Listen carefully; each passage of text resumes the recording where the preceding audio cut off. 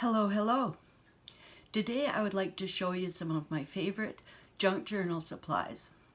These are among my favorite go-to items when I'm working on my journals, and I'm going to show you 12 of them. My name is Laura, and I'm from the Queen of Mirth. I am also very grateful and happy to be here with you today. Now let's get started. The first out of the 12 that I'm going to show you is paper. Paper, of course, is extremely important when journaling.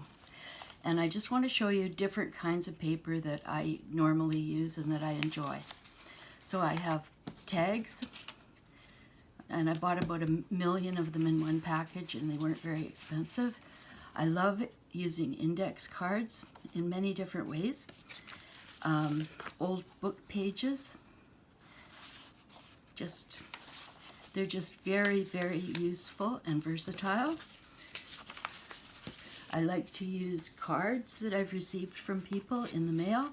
This was a Christmas card from my sister. Very cute, isn't it?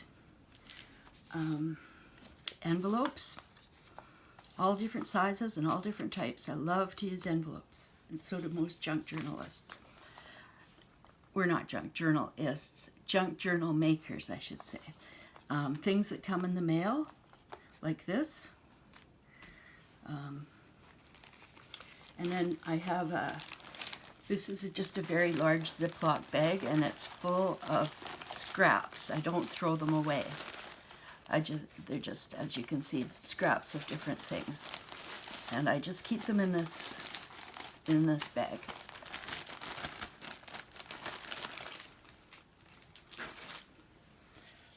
Another one is pads of different kinds of paper.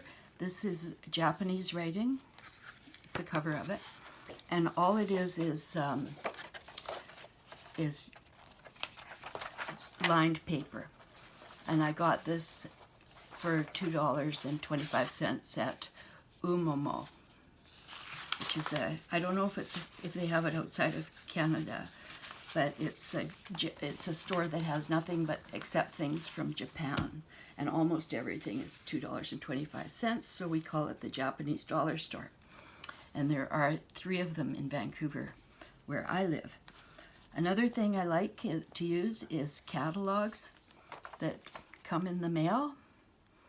This one is, I like it. Like here, see the words, artfully romantic. What I would do is cut these out and maybe use the word artfully somewhere, or change it to artful. Romantic can go somewhere, and so it's nice to have these different kinds of text to put in. This says freshly picked flowers, so if I'm doing a garden type journal, I can use it for that. I can also use these women for paper dolls. And I have a video about that somewhere on YouTube. Now, old music. Well, this is very old music, this one.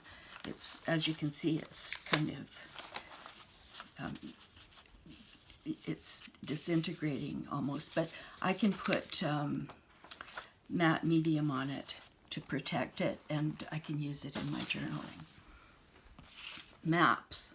Perfect. I love using maps. Old magazines. This one is called Tea Pleasures, and it's from 2016. And it has lots of beautiful images. So, useful. Another thing, a paper item I like to use a lot is paper napkins or serviettes. They're great. These are so pretty. And tissue paper. This one's not unpacked yet, but see how pretty that is? And it's used in the same way that the serviettes or napkins are. Books of scrapbooking paper. Very, very useful, and I like this. I like these abstract designs. This is by Jane Davenport. This is something I got at Michael's, and it's in the children's department. It's made really for kids, and it's like watercolor paper, and because it's 9 inches by 12 inches, it can be used as really nicely as a cover. A page of it can be used very nicely as a cover for a journal that is made from paper that's 8.5 by 11 and just folded. So this is extremely handy, and it's actually quite good. It's very thick. It's not as great as expensive watercolor paper, but for making a cover for a junk journal, it's wonderful. And I also use all kinds of scrapbooking paper. This one is double-sided, as you can see. It's also from Michael's. So double-sided, very nice. And here's another one that I got. This is one of their hot buy items, which is cheaper than usual. And this one is double-sided, and it's all kind of, you know, what do you call it? I forget the word. Anyway, it's lovely paper that goes with anything like paper bags and cardboard, that sort of thing. And so I use this for pages in journals from time to time. So that's the paper part. The second thing I want to show you that I really enjoy is hole punches. This is the basic hole punch. I use it a lot, punching holes in tags and whatnot. This one is interesting because it makes it's a hole, and then there's a space around it. And so what it makes is a donut, and the donut fits over top of this will fit over top of a hole that's been punched with this, and it makes it look really put together and kind of nice. Now this one is it's magnetic, so it can be used in different spots. Here's a piece of paper. Okay, this is just a piece of paper. Now if I wanted to, I'm not going to put a hole in this, but if I wanted to, I would just put it anywhere I want, and then it clips together, and then I push down and I make my hole. And I find that to be quite useful, because with regular hole punchers like this one, you can only make, you can only put your paper to here. With this one, you can punch a hole anywhere. Nice. This is the regular 2-inch round hole puncher, or circle, whatever. And I find it very useful. I use it often. This one is for to make a fancy corner, and it makes a really pretty corner in a journal. Okay, that's my hole punchers.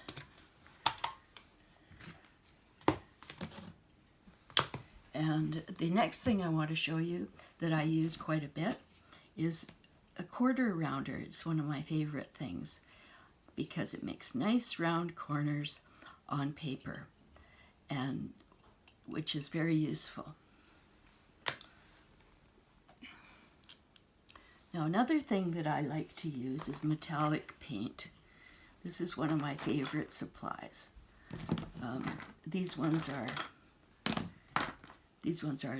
This is by Golden, and it's a nice, beautiful gold. This is a beautiful gold. This is from the Japanese dollar store called Umomo, and I use it a lot. It's actually really good. And this is iridescent pearl, which I love. And this one is bronze, iridescent bronze. This is by Stevenson. This is Golden. This is Umomo. This is Golden. And then this one is from Michael's Basics, or Liquid, it's Liquitex, but it's their basic line. And it's a copper. Very, very nice to use. I like to use them just as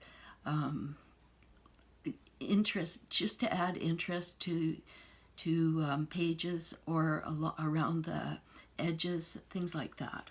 And then this is a Martha Stewart one. It's pretty good too, and it's a metallic gold. I think it's called rose gold. So there we go for those. Now another supply that I could never live without, of course, is glue. And I just brought a selection of glues here. This one is by Scotch company that makes Scotch tape. I find it's tacky glue. It's very good. This one is art glitter glue. It's also very good. I think that they're both equally good. I've used them both a lot, and the Scotch one costs a great deal less than the art glitter one. The art glitter one I think is made in New Zealand, and it's pretty pricey. I find that the Scotch tacky glue works as well, and that means that in the future I'm probably not going to be buying the art glitter glue, but I really do like it. It's an excellent glue. And this is Fabric Fusion by Aleene's, and this is also really quite useful for a lot of things in junk journaling, especially where we're using fabrics. And then a glue stick I always have to have, and these are both by Elmer's, and this one is a repositionable clear, and this one is the Craft Bond. The repositionable clear, sometimes what I've glued does come off, or it doesn't last as well, but it's useful for some things. And the Craft Bond I find is a pretty good one. So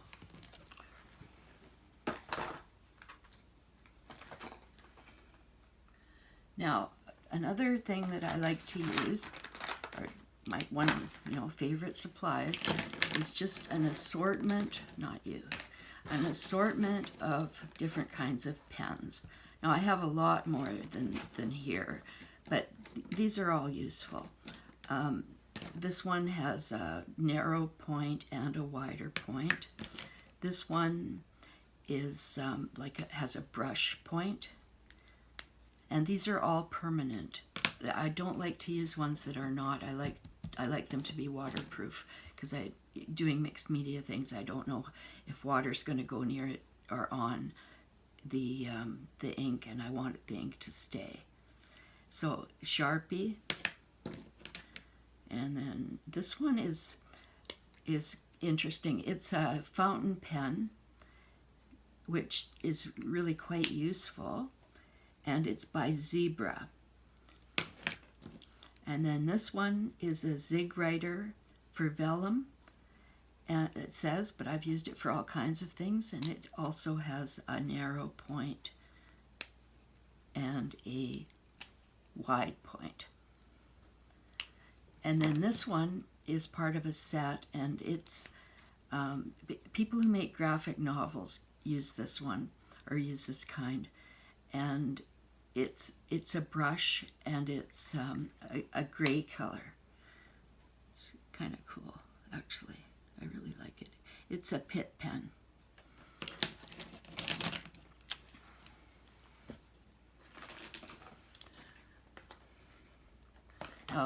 Oh yeah. Another thing I can't live without, actually, is a pencil. And I always have my pencil on my table, because I use it a lot for marking little things or whatever. Sometimes I want to make marks on the paper and later erase them. And sometimes it's good, when I'm making a straight line that I want to cut on some paper, something like that. So I use that. And washi tape. who doesn't love washi tape? Now, I have quite a bit more than this, but I just thought I'd bring these ones out. They're so nice. This one is a blue grid with a pink line. This one is like nice green with yellow and white flowers. I love washi tape. This one is like metallic gold. It's so beautiful. Yeah, if they didn't have these when I was younger, and I'm so happy that they do now. And we can buy them pretty much anywhere that we buy craft supplies. This is so pretty. Yeah, they're just so nice. I love them. Yeah. So that's the washi tape. Now, the next thing, something that I really, you know, my favorite supplies, that's what I'm talking about, is the rubber stamps. I have alphabet stamps with numbers and alphabets. They're just so wonderful. I've been using them for years. And like these, I must have had these for 30 years. And they're just still really, really in good condition. I just keep them in this cigar box.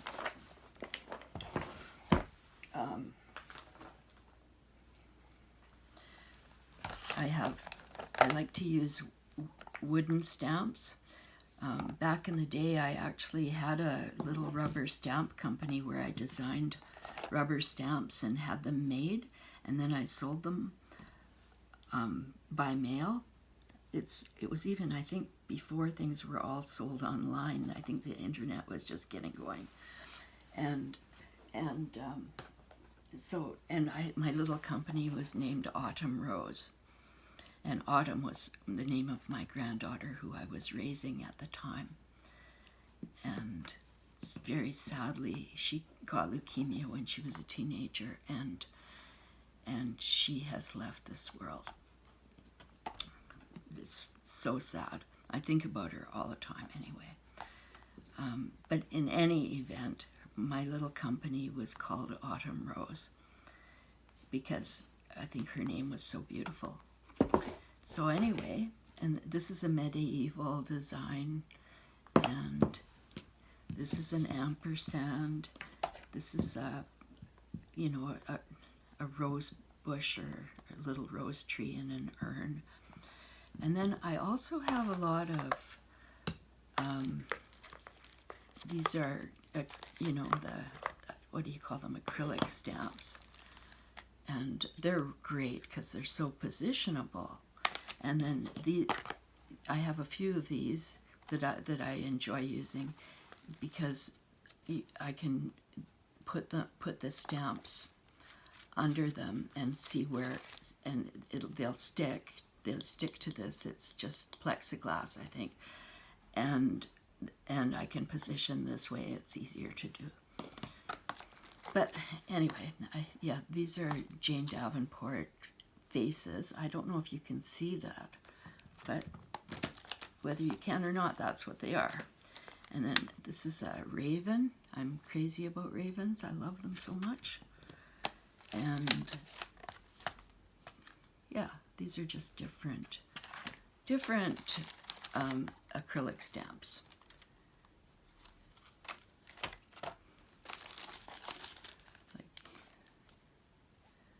Listen to your heart.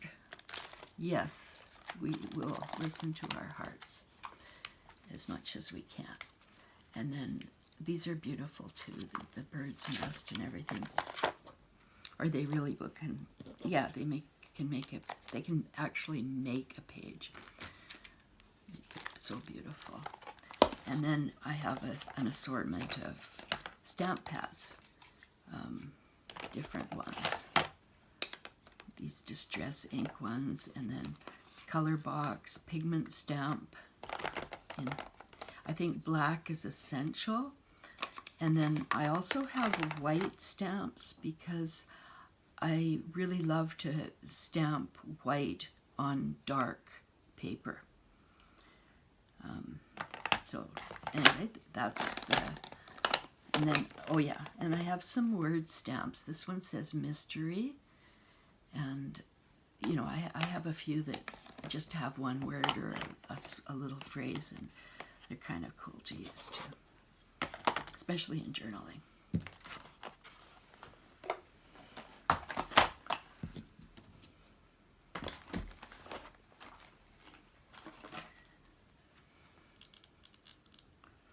Now, another thing I like to use in my journaling, one of my favorite supplies, is stencils. And I have a few. I've ordered some and I bought some in different craft stores and whatever. And here's a nice mandala. The mandala is really useful. You don't have to have a great big piece of paper and do the whole thing. You can just do part of it, and I find that it can be really beautiful. And just here, just some other that I have. This is like an ethnic design. This is, you know, butterflies and flowers. And then this one is kind of beautiful. Actually, it's like old Spanish tiles. So, and these are nice with my Frida Kahlo journals. In my store, in my Etsy store, I have quite a few Frida Kahlo items, including I think 3 different journal kits. And so the one with the Spanish tiles works really, really well. Now, I also like to use spray inks. These are among my favorite supplies because they are instant, like absolutely instant, and they're wonderful to create layers on the paper. All different colors I have. Well, this isn't a huge collection. This is actually all I have, all I own of ink sprays. But like this one is a mica spray. Oh, they're so great, so beautiful, and they make the journal pages more interesting. So yeah, they're like among my favorite supplies. And then the last supply that I want to talk, the 12th one, I've just gone through 11. Now number 12 is watercolors. Oh, you know, to do light washes of watercolors on the pages is really, you know, creates total happiness to me. This one is pretty good. It's Paul Rubens watercolors I got from Amazon, and then these ones are Jane Davenport. I have 2 of them, and they're kind of cool too. Yeah, see that? So there's that one, and then I have this one.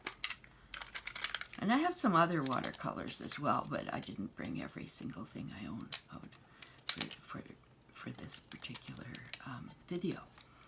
So, and then this one. And I can do skin tones with this.